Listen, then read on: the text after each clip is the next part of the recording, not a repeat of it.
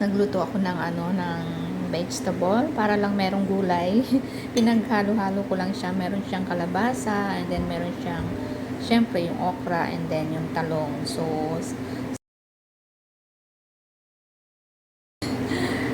Pero hindi siya talaga totally pakbit kasi wala naman siyang bagoong. Bali, ginisa ko lang siya talaga sa ginisa mix. So, yan, pwede na yan. Kahit na ganyan lang yung ating gulay. Ang mahalaga meron tayo vegetable, 'di ba? So, yum yum. 'Di ba? Meron tayong kanina. Meron tayong gulay. Syempre, kailangan meron tayong ka-partner niya, 'di ba? Yan. Luto tayo ng chicken wings. Paborito 'yan ng mga anak ko, chicken wings. Yan.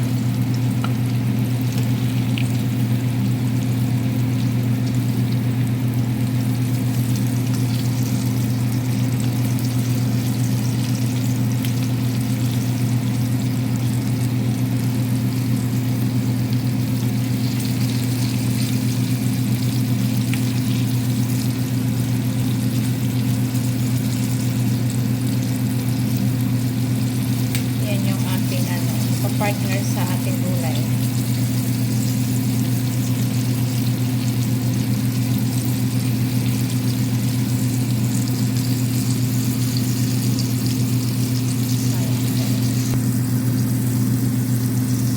Masyadong mainit yung kawali kaya nasunog agad siya, pero okay lang kasi pinahinaan ko na syempre yung apoy para maluto yung loob ng chicken.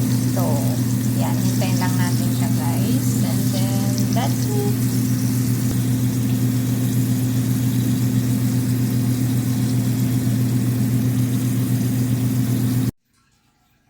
So ayun guys, tapos tayo magluto, kain na tayo, bye bye.